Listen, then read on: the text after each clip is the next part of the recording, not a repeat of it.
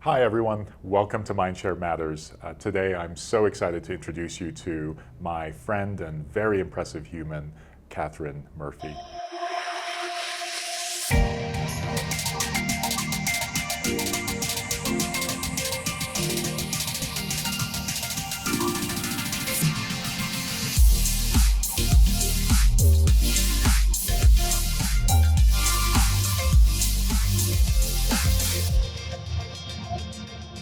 Kathryn, thank you for making time for us. Oh, thank you so much. I always love to spend time with you. Oh, Bassam, you're too kind. It's great You're to too be kind. here. We have this tradition of starting at the beginning, Kathryn, keeping it really grounded in your roots. Yeah. So I'd love to hear a little bit about your upbringing, where you were born, and what it was like. Yeah. I was born here in Utah, Salt Lake City, Utah. I'm the oldest of 7 kids. I'm not surprised you're the oldest. Yeah, actually I've heard that before.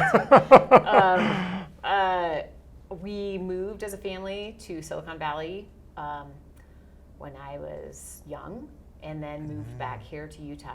My father is a software engineer and a huge influence in my life. But my mother also gets a lot of credit. She was microbiologist, and although didn't work for, chose not to work and to raise the 7 kids, her mother was a doctor. And so I miraculously was born into this family where traditional gender identity, like women's work and men's work, like wasn't there at all. My parents were very strong in their beliefs that every child was capable of doing anything, and they really pushed us that way. Both of my parents, my mom and my dad. So, moving back here, I've lived here now for more than 25, 30 years. Let's just say a lot of years, a long time. So I'm a Utahn for sure, and I've been in, so I've been in technology and engineering roles and product management roles for my whole career. I'd love to tap in on your comment about your parents a little bit for a couple of reasons. First, it's a stereotype that perhaps Utah would not have had that. Yeah. So I'd love to understand that. And second, were you aware they were avant-garde? No. Or did you see that as just normal? No, and in fact, it took me, I think many people, but it took me until I was in college and maybe even beyond to recognize that privilege that it was to be raised in that kind of family. My dad, when we moved back here, was doing a tech startup. He came here with some friends to do this tech startup. And so we did not have a lot of money growing up. That created a lot of different work ethic and creativity for me. But in fact, I felt like, I live in this crazy house with 7 kids and no money, and my dad works all the time. This is kind of a rough life. And that's because I had no perspective, like many kids. And it was really only once I left home that I realized, oh my goodness, I have this immense privilege that so many other people in the world do not have. The privilege of having parents who didn't have that traditional gender kind of role thing that they put on us. Privilege of having a father who's an engineer, who taught me to code before I even went to college. Who does that? Who gets that? Yeah. The privilege of growing up in a family of 7 without money, create that work ethic. I often joke that my mother trained me for my jobs because I always lived in chaos. Never had my own room. There was always things happening. Multiple kitchen fires. I mean, there's a lot of life skills that came out of there. But one that my siblings and I like to joke about that is definitely translated into all of our professional lives is when you're in this large family and tight family, you get feedback, unsolicited feedback, starting at a very young age. Your siblings will tell you if you, like, your outfit's bad, or your breath stinks, or like if your artwork you put up from school isn't really that good. And again, what a gift to go into your professional life where feedback is like always there, and having like been encompassed in it all the time is like really awesome. And my mom would say that to us. She'd say, like, I'm just helping you all have better street smarts and be like ready for the real world by having all of you kids here together.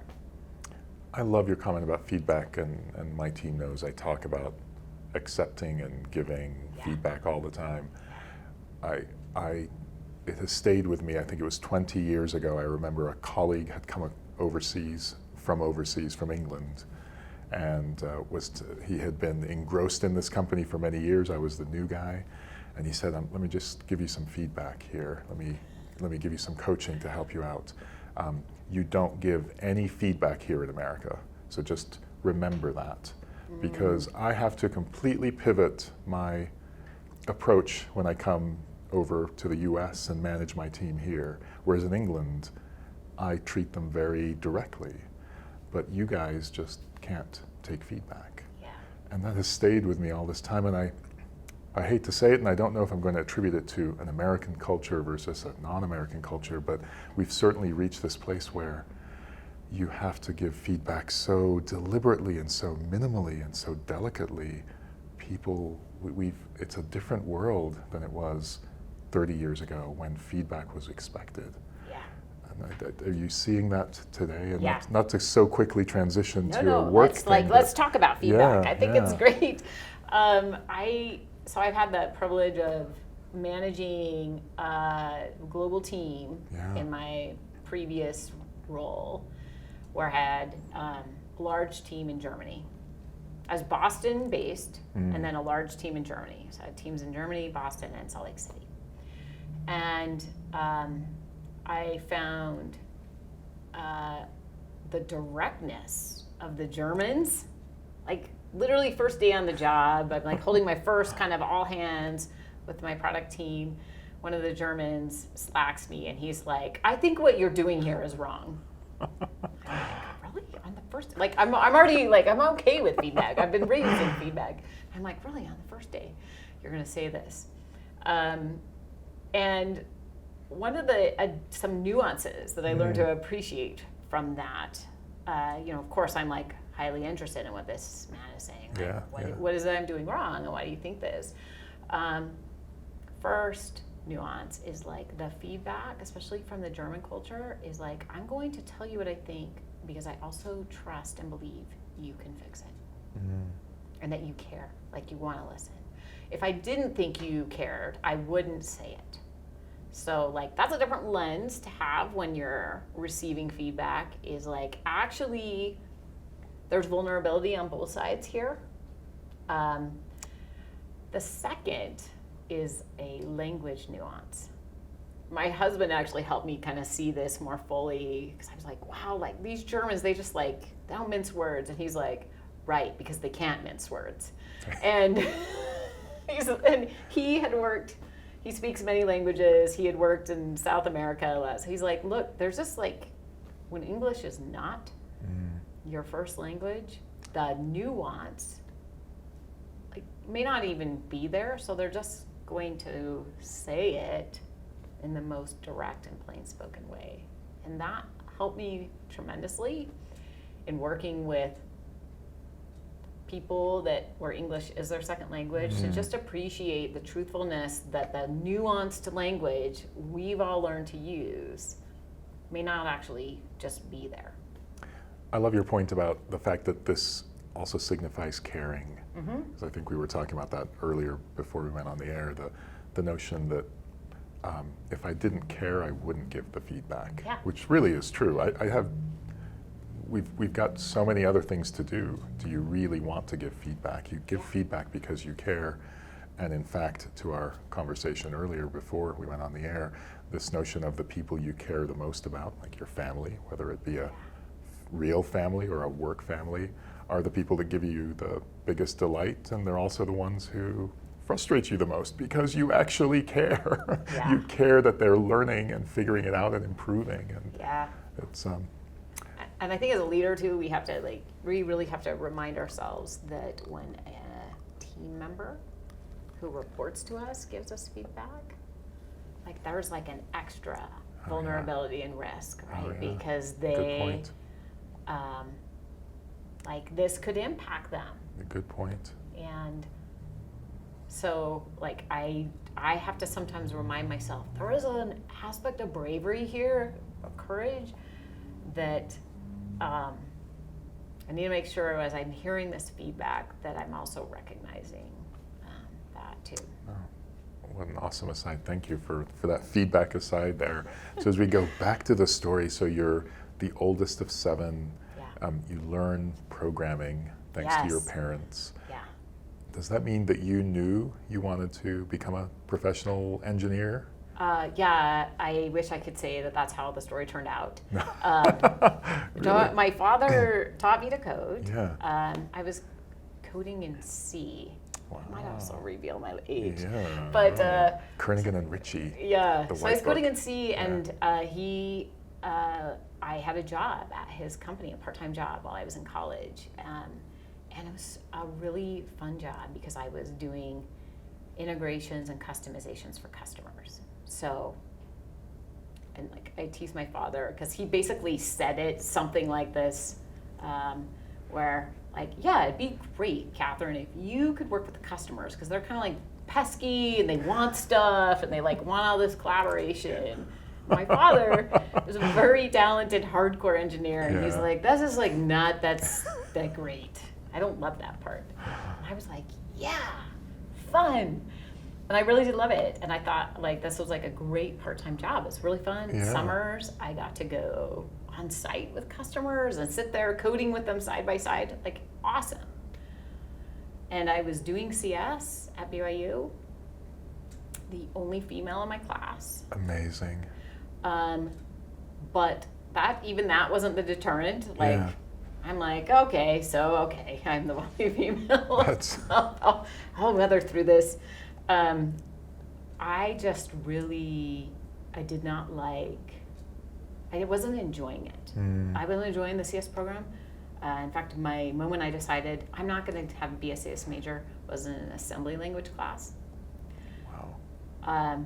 Where I watched people around me in the computer lab like loving it.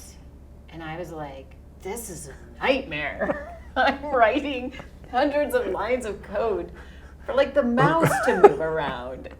And perhaps in some ways it was like because I had this part-time job coding with real customers doing like real things, I was like, is this what CS is, this assembly language version? Because if it is, I don't like that. And I made a pivot to accounting and business. Wow. I know. I didn't know this part of the story. And I still ended up with an accounting information systems like emphasis. So I still took a few more coding classes because I liked it, but I just somehow was like convinced that I didn't want to do it for a job. And so then I was all set to join a big accounting firm, but my father's partners convinced me to stay. And I did, and I don't regret it because that just like created a whole chapter for me in my career. But I didn't actually stay a coder that long.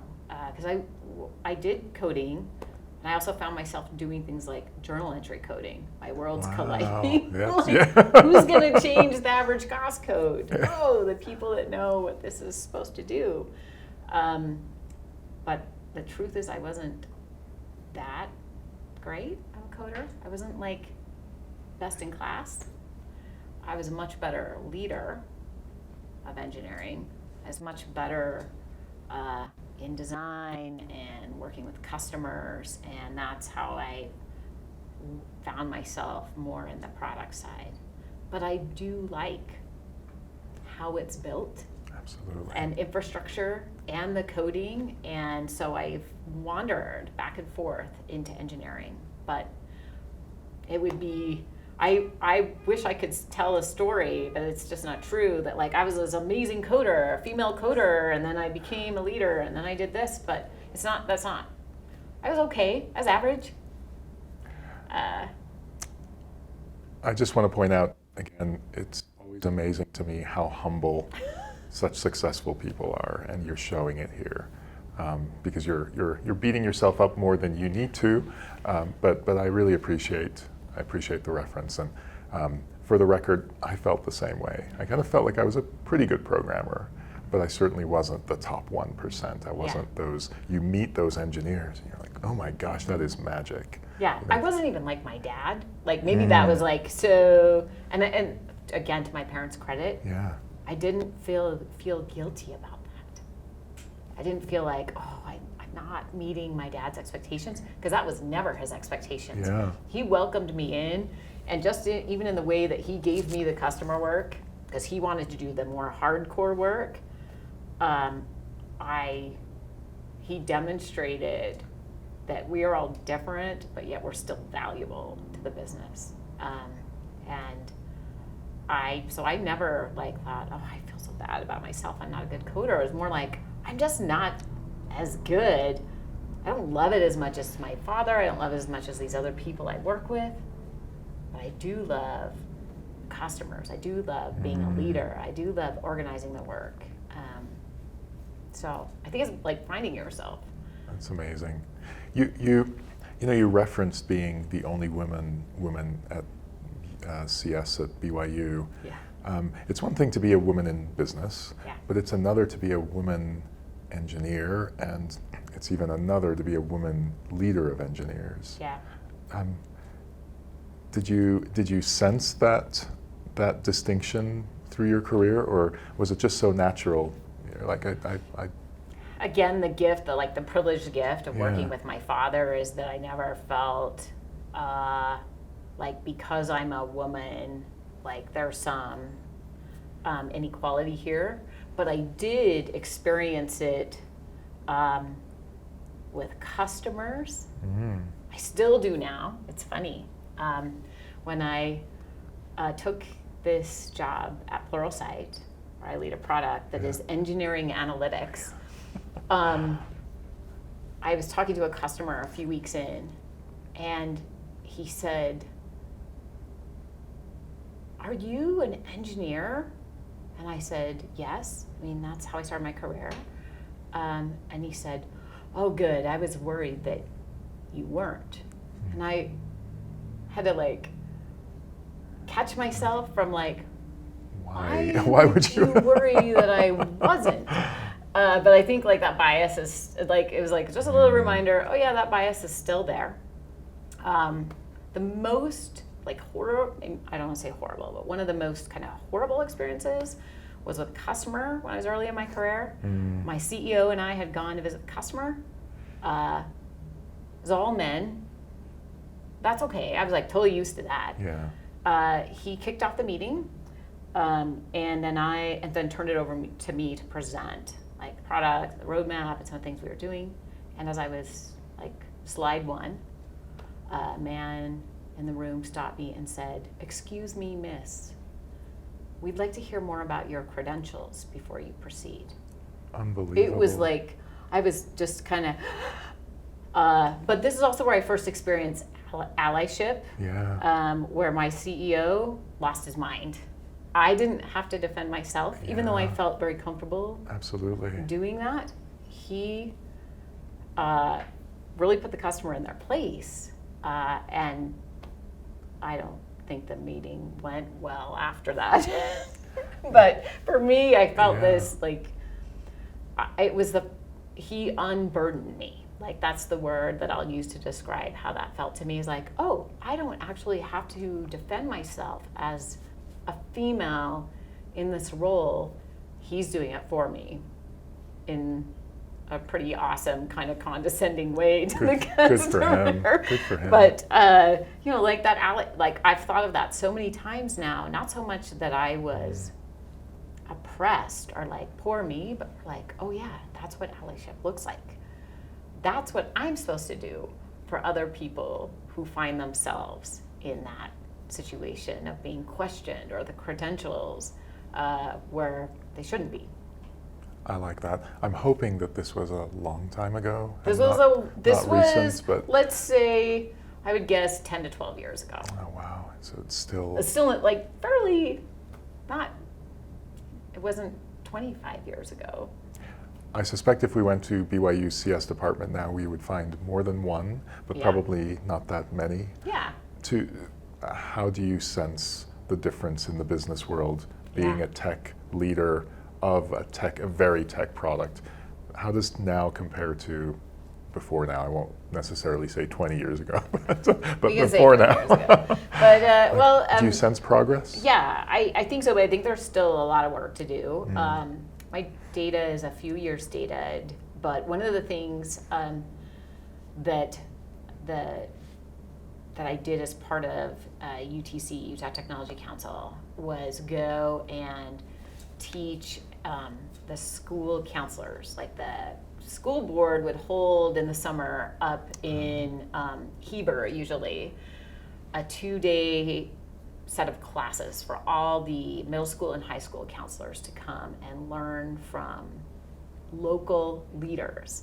And so I taught a couple of different times at this school board meeting. And one of the years I really focused on women in technology.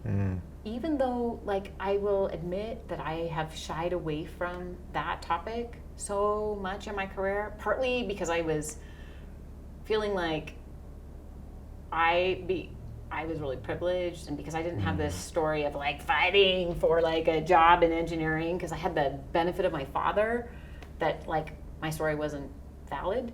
So I just kind of like, I'll just let other people talk about this. But UTC really pushed me on this. They were like, we need you to talk about this. And so I went, I taught a class on this. And one of the things that I found, and this was like 3 years ago now, is that the percentage of women with an engineering degree in the US is still roughly the same as it was 10 years ago. Wow. And so like that was like a really interesting finding for me, and I started like, why is that? And through a bunch of research, the kind of big data point was awareness.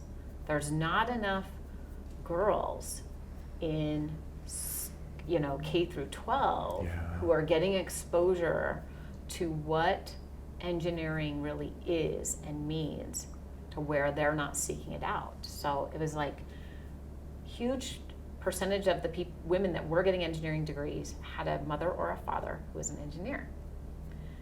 So what about all those other kids that don't have that? Like, how do they get exposure to this? How do they learn that is an amazing, fun, flexible career choice? So I think that's where we still have a lot of work to do, is like, how do we reach that next generation? But then in our own like workplace today, what are we doing in hiring and promoting to make sure that we're bringing women and other underrepresented groups into our companies? Because every time a woman sees another woman, or any URG sees another underrepresented group, they feel like they can see themselves in that, and like that kind of lifts all boats. Absolutely. I love your reference to K-12, because we do have to start there, and I actually really appreciate the metric you just mentioned. That is, what percentage of engineering grads are women? And are we moving the needle? And it's not huge. I mean, like, it's not like one in the, it's not, you know, there's not onlys. There's way more women in CS, but it's not like we're growing in this huge way from, single digits to suddenly big numbers. So there's still more work to do. Like none of us should think the work is done. So to me and to many people here in Utah Tech, you're sort of a superhuman, superwoman, right? You have all the superpowers and all the strengths. What superpower do you think, which superpower has helped you the most to achieve all of the incredible success that you have professionally and personally? Oh, that's a really hard question. I think being willing to learn all the time.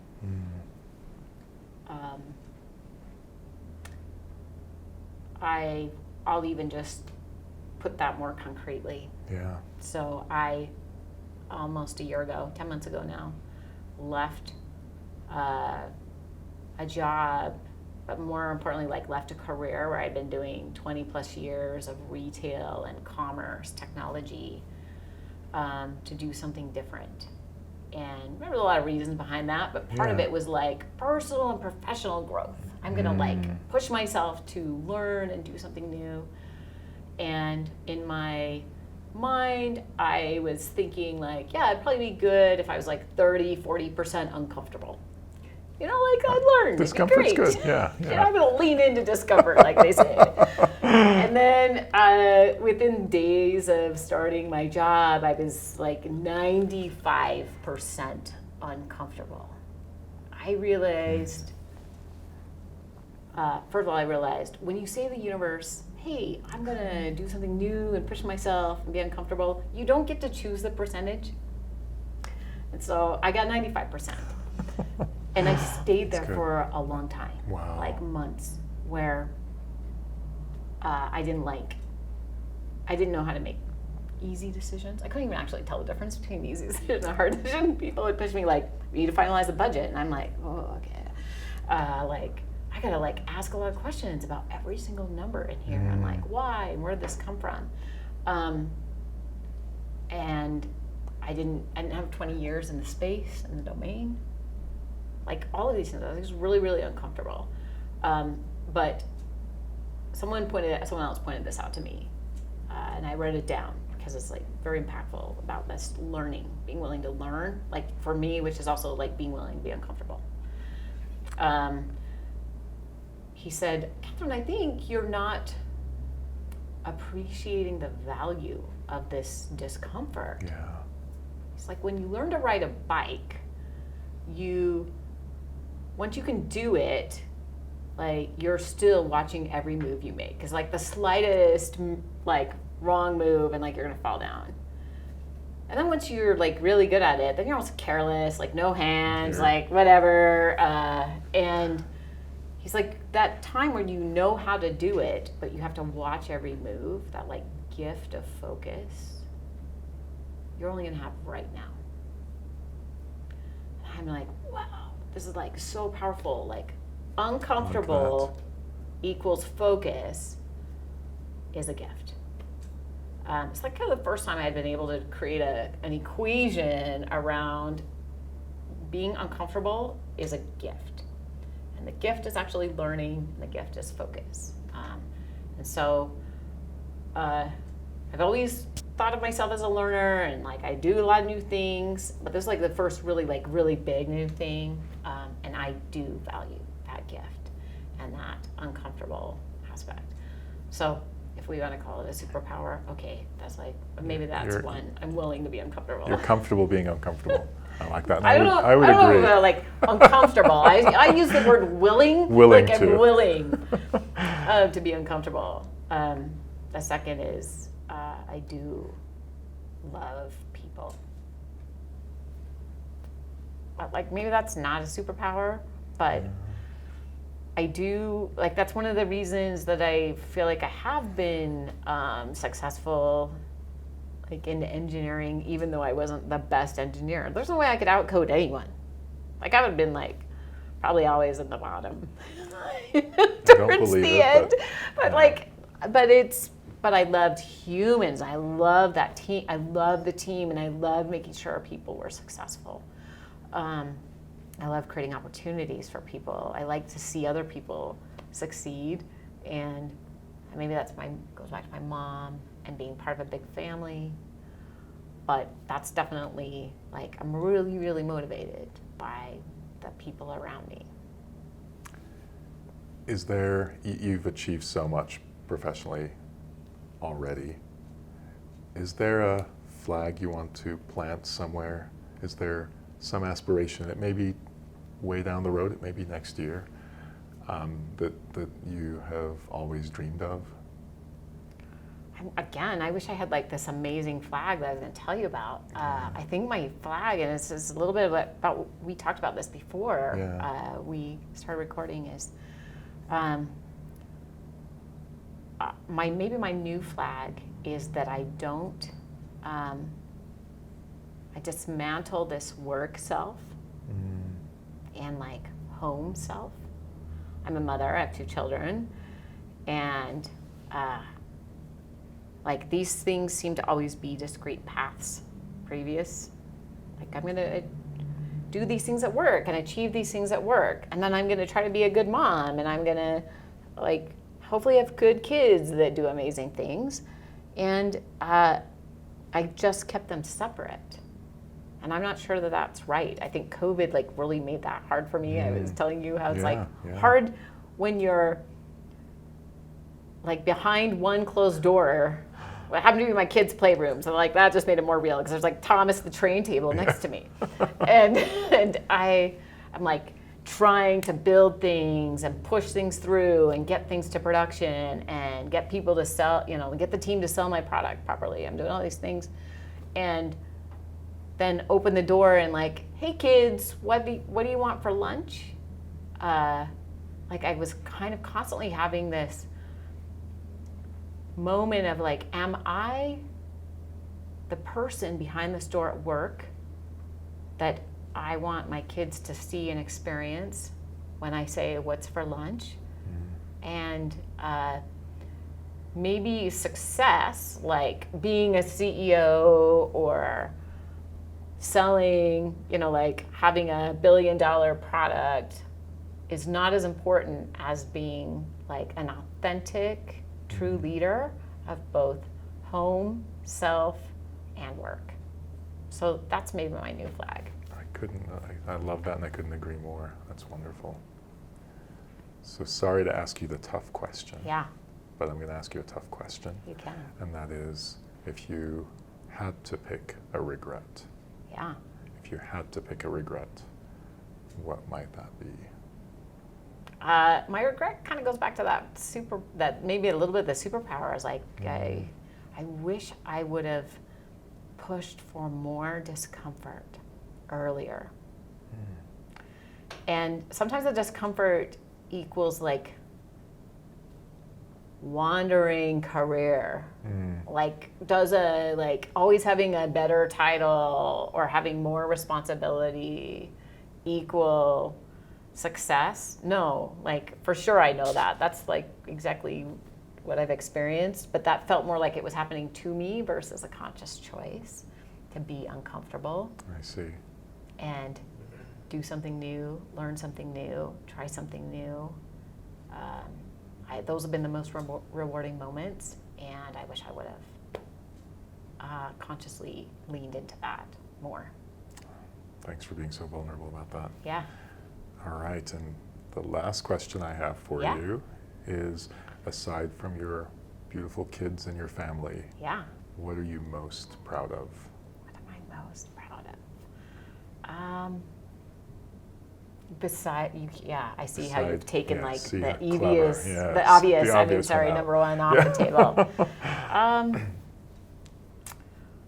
And there's so many, so if you don't list at least one, I'm going to give you 15. Yeah. I think I'm proud of influence that I've had on others. I was sharing with you before this too that one of my team members, he just became the global head of Outforce at Salesforce. And amazing. He's someone I believed in and pushed him and supported him in that journey. And he'll say, like, you really helped me with this. And I am proud of that. But mostly I'm like, yeah, but you did it. You just needed someone to open the door, and then he ran right through it. But that's just one example of many people that I've had that total privilege of working with and seeing them become amazing leaders. I love taking bets on people and then seeing them prove to the rest of the world how awesome they are. Well, you've had so much direct influence, like you just mentioned. I'll also say you had such a meaningful indirect impact on so much of Utah Tech as chairman of Utah Tech Council. I mean, the number of initiatives and people ultimately impacted by your work there was amazing. I mean, you should definitely be proud of that. Oh, thank you. Kathryn. But I've always admired you, and I'm so honored that I got to have you here to chat with today. I'm happy to be here, No, especially with humans, No. which I was telling you too is like so fun to be back with people again. So thank you. Thank you so much for your time.